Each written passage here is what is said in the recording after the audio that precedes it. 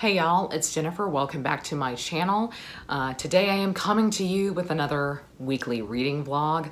So I am starting this kind of late. It's actually Friday. And so I am starting this later in the week than I intended to. But spring has finally sprung and I am doing a lot of reading. I'm actually doing a lot of buddy reading. So I thought that I would go on and tell you what I will be reading this weekend. Tomorrow I will be on Christy Lewis from Dostoevsky and Space's channel for some productivity sprints. So I'm hoping to read a lot of these books during that time. By the time you see this, that will be long over, but you can always go back on her channel and watch it again if you want to join us in some productivity sprints, because I definitely am feeling the need to be productive. So the first thing that I am buddy reading is War and Peace by Leo Tolstoy. I am actually reading this with Christy Lewis, and I am also reading this with Christina from Knitting Books, etc. I will link to their channels down below. I am reading this for my Napoleon project this year because War and Peace focuses on the Napoleonic Wars in Russia and Napoleon's invasion into Russia from the Russian side of things, although Napoleon is actually a character in this, if I'm not mistaken, and so far there have been a lot of really wonderful mentions of Napoleon. I have been thinking about doing a themed classics reading vlog around this. I am almost to the end of part 1, and I'm having a lot of thoughts, and I'm feeling like maybe I should do a classics reading vlog all about this. So please let me know your thoughts on that down below.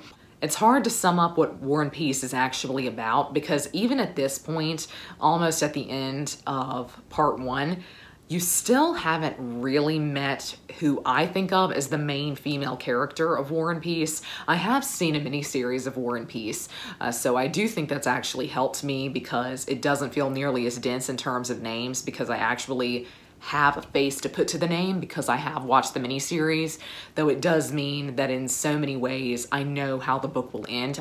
I know in broad strokes where a lot of the main characters will wind up at the end of the book, and that actually doesn't really bother me, and in many ways I do think it's helping me with War and Peace. So I'm hoping that today I can read up to part 2. You probably can't see that, but I'm hoping that I can reach part 2 so that I can take a break from this for the weekend. This is a really intense read, and it does take a lot out of you.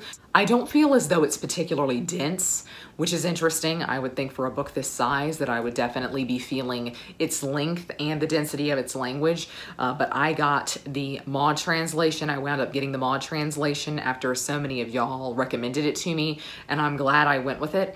I will say my sense right now already, and only the first part, is that this is not going to become an all-time favorite. I think this is just going to be okay for me, which is fine. I would just like to be able to say that I've read War and Peace in my life, but I don't necessarily think that it's going to wind up becoming an all-time favorite. But we still have quite a bit of the book to go, so that very well may change. I am also buddy reading The Woodlanders by Thomas Hardy with Tori from Hufflepuff Discovery and Margaret Pinard, and I will also link to their channels down below if you're not following them. We're reading this over a couple of weeks in April, and I am about halfway through this now, and I'm kind of struggling with it. I haven't really told them that yet, but I kind of wonder if I'm actually in the mood for this right now. But I've also always heard The Woodlanders compared to Far from the Madding Crowd, that Thomas Hardy kind of planned this book as a bit of a successor to Far from the Madding Crowd. And so I think as I'm reading it, I'm constantly comparing it to Far from the Madding Crowd, which doesn't do it any favors. And Far from the Madding Crowd is one of my favorites of Thomas Hardy's. And so I do think that it's really influencing my enjoyment of this. I do think the writing is really beautiful. I'm really interested in the descriptions of nature here, but the plot just doesn't really have me at this point. Though I will say Giles Winterbourne, who is one of the characters in this, might be a new fictional crush. Thomas Hardy knows how to create them for me. So I would like to go on and try to get through a large majority of this weekend. I am also buddy reading Crooked Kingdom with Svea, and I will link to her channel down below. We are reading the entire Grishaverse together, and we are having so much fun. So this is the second in the Six of Crows duology, and we finished Six of Crows last week, and I think for both of us it was kind of a sadly disappointing experience.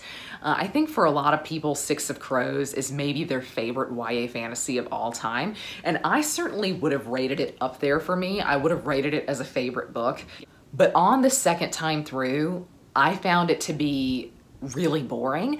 And the interesting thing is that in Six of Crows, it's a bit of a heist story, and so they are kind of combining a whole bunch of characters together, and you get each character's backstory through kind of sporadic flashbacks.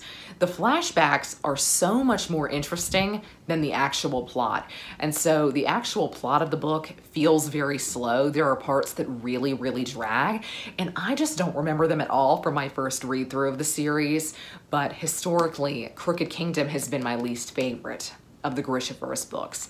So I am wondering if maybe because Six of Crows fell a little for me, if Crooked Kingdom will rise a little bit in my estimation. I'm really hoping so anyway. So we check in again on Friday.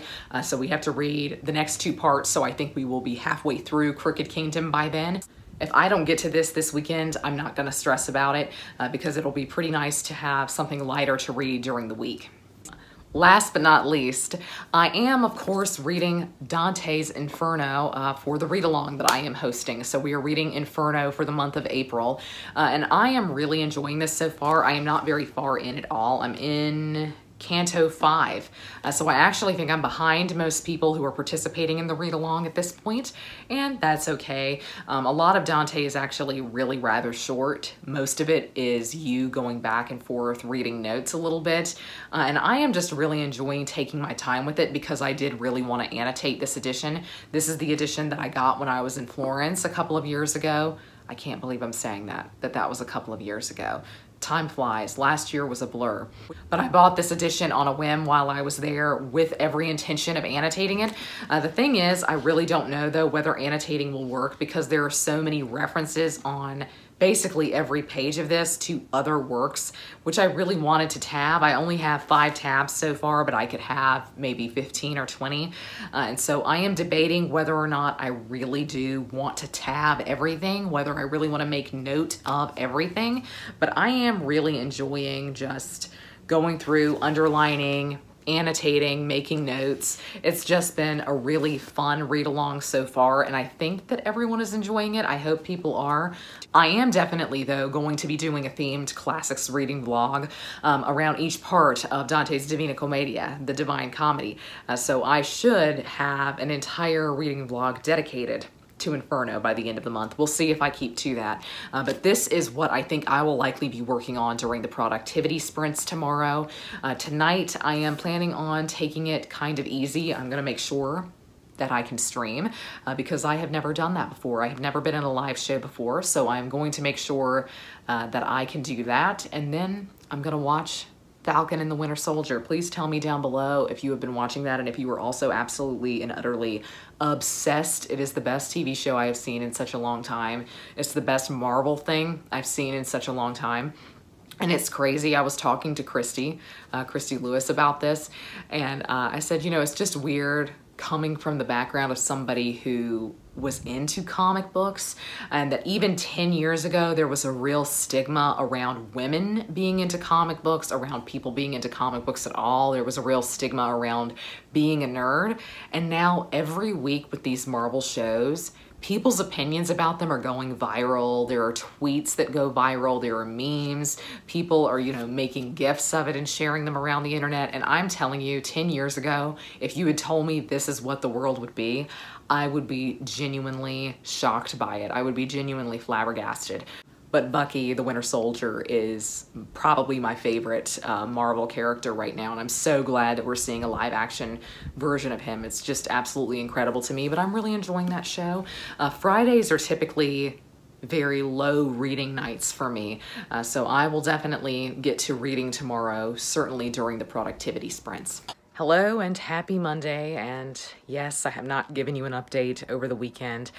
Sadly, really, not a whole lot of reading got done over the weekend. I did do some productivity sprints over on Christy Lewis from Dostoevsky in Spaces channel, and I did get a whole lot further in Inferno, and I finished part 1 of War and Peace, but I really didn't have very much left of that. And I've reached some of my favorite parts of Inferno. I'm meeting some of my favorite characters from the Inferno, and it's really, really wonderful to reread something and it still feel as magical as it did the first time that you read it.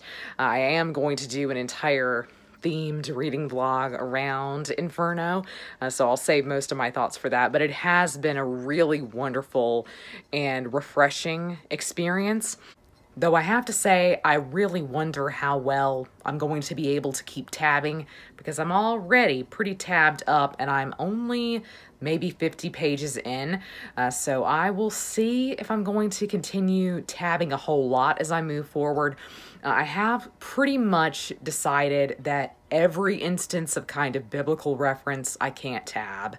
Every instance of mythological reference I also cannot tab. So I'm kind of already editing down the amount of tabs that I was going to use initially. I think that can be fun to really highlight everything and to really highlight every reference that's made.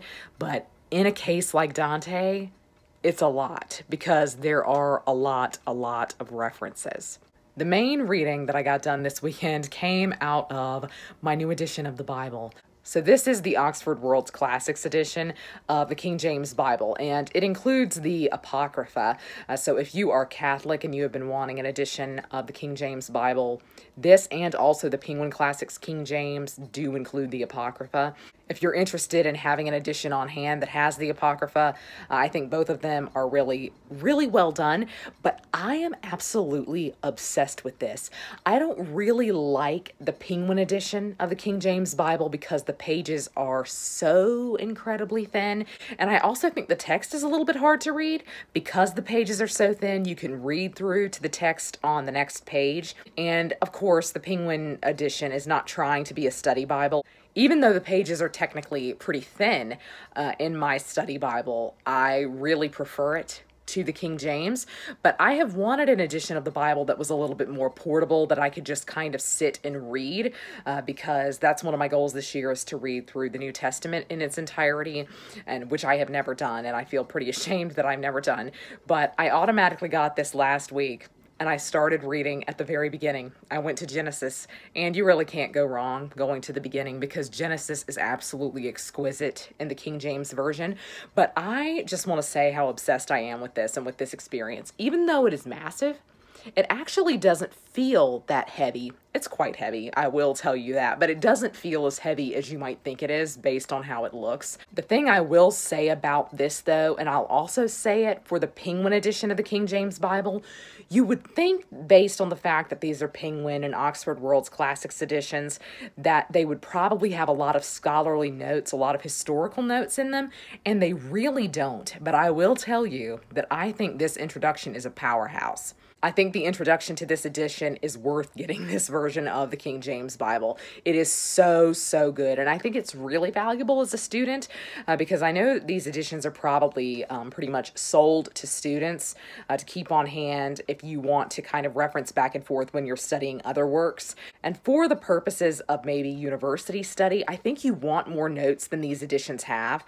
Of course, they're also confined by space. You see how big the books are already, but I do really think this is also very valuable for somebody who wants this for study purposes, who's in university and is reading maybe Dante. Maybe you're reading Dante in a course and you want to reference things. I do think this is really valuable. It does have a little summary of each book of the Bible in the very back that I am really enjoying, but I will show you what I have been doing that has made this just such an utterly wonderful reading experience. So I have been reading all about this kind of highlighting technique that people do, that people will highlight the words of God when he speaks, you know, commands, instances of sin, and instances of kind of great faith. And I decided that I wanted to do that in this Bible, and I am so glad that I did, because I think it has allowed me to be intentional and to kind of focus, really focus on what is being said, especially in terms of prophecy, which is one of my favorite aspects of the Bible. And so I just thought I would tell you that I'm doing this. Not only does it make the Bible look pretty, but it is actually helping me remember things. But I thought I would tell you this because I think it can be very valuable if you're also using this for school. So if you're reading this alongside, again, let's use as an example, let's use Dante. I kind of think if you go in and you make notes like this and you highlight in a similar way to this, that it can actually be very valuable and it will catch your eye when you go back through. That's what has already really astonished me about it, is that when I go back through, the instances that I highlighted have really come back to me. So I think this is a really valuable system for anybody if you are of the Christian faith or if you were using this for other study purposes. I just thought I would tell you that that's kind of what I've been doing this weekend. It has been very relaxing. I have not highlighted anything since I was in school. And I always used to really dislike it because highlighting typically will kind of bleed through the pages. But you might can see here that it really has not. I have been using pastel mild liners, if you're curious. So I have a little set of 5, and I'm kind of keeping to those 5 colors. So I am really enjoying this so far, and I just always enjoy being in Genesis. All of the pink is when God is speaking, which happens quite a bit in the first book of the Bible.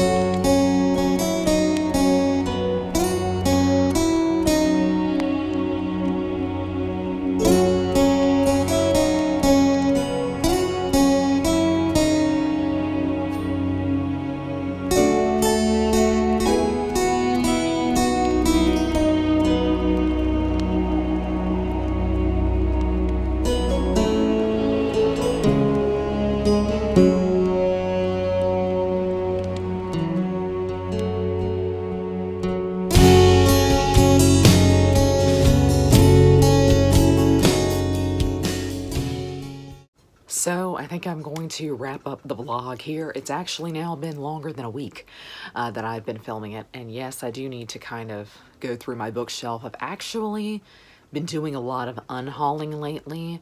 And so my bookshelves are all in a disarray because I've gotten rid of so much. I think though, in a weird way, I've been getting rid of a lot of stuff. And I have to kind of ask myself, am I just getting rid of stuff because I want to get rid of things?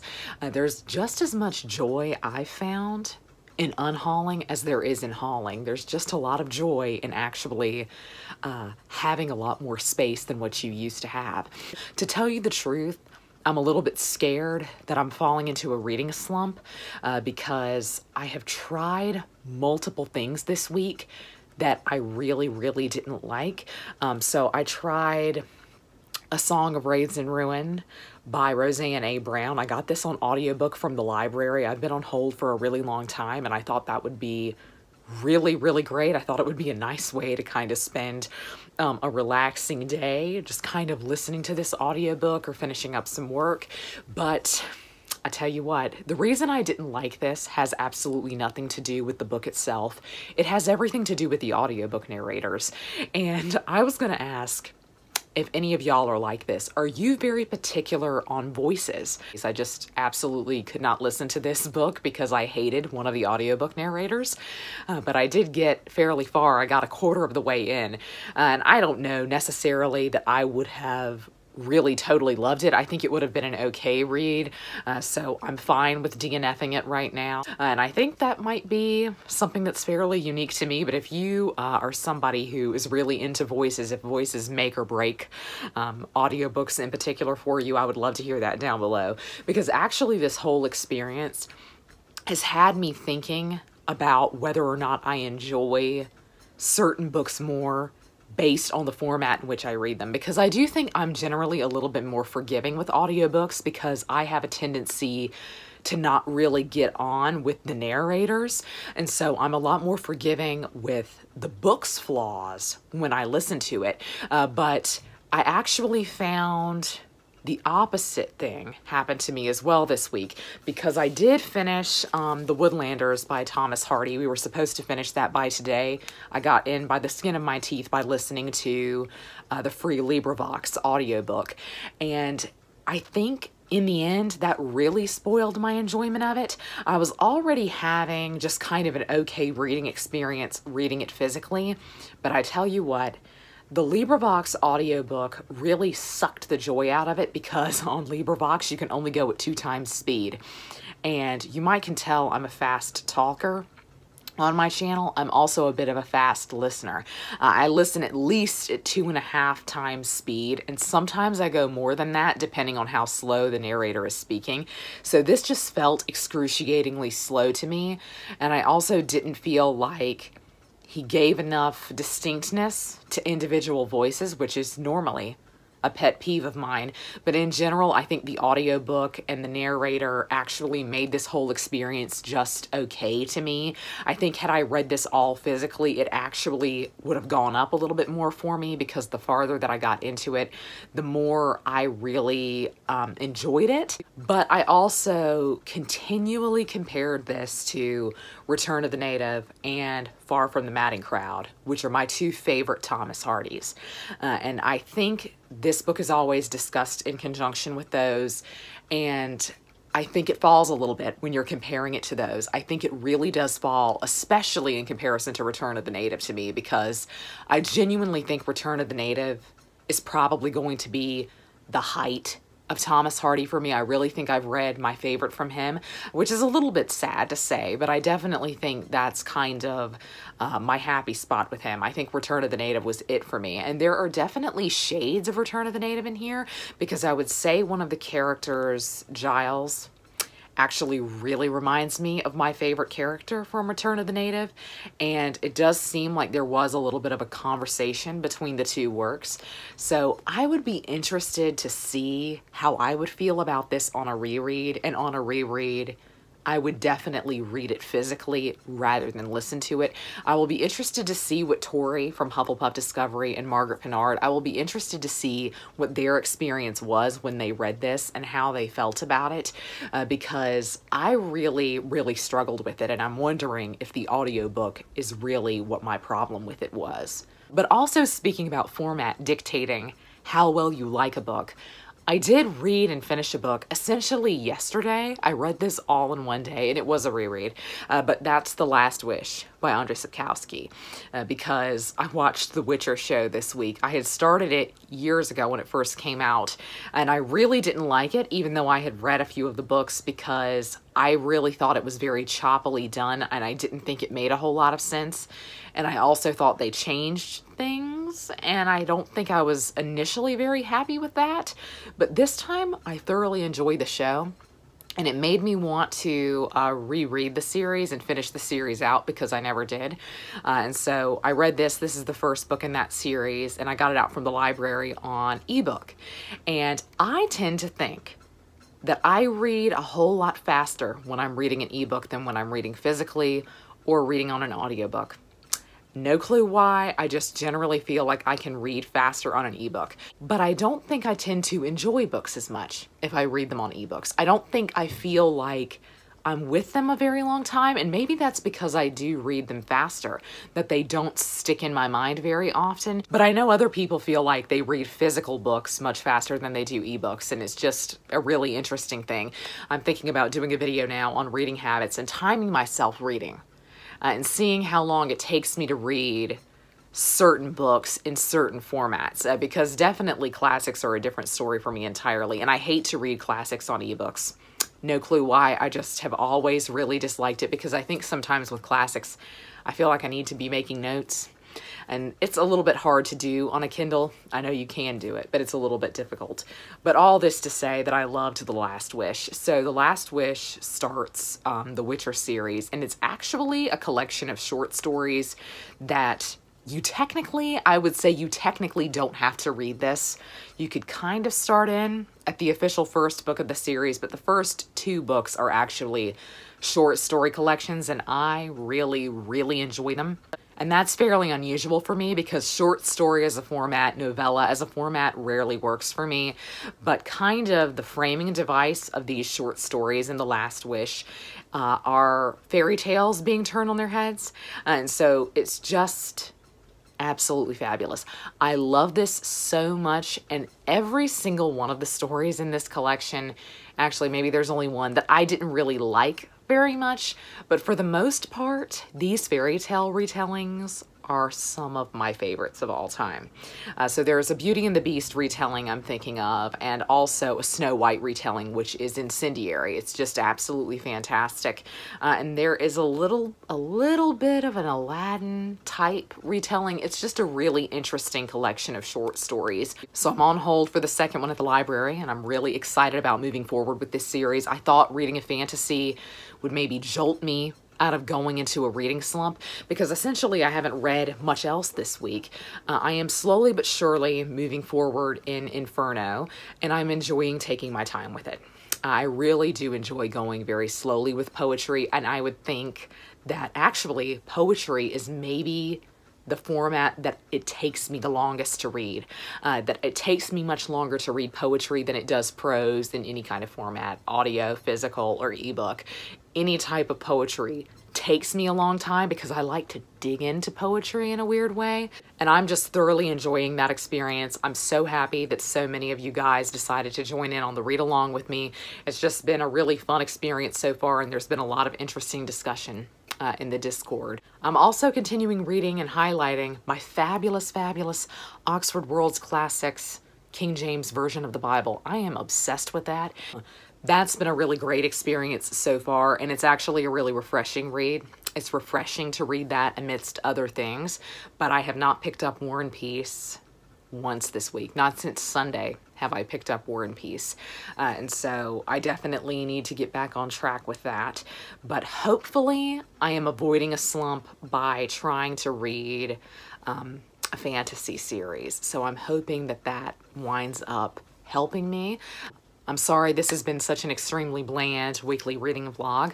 I would love to hear what you have been reading this week down below, and if you have read any of the books that I talked about. But I would also really love to know how you feel about different formats of reading. But that's going to be all for me today. I hope you're all having a great week. Happy reading. Goodbye.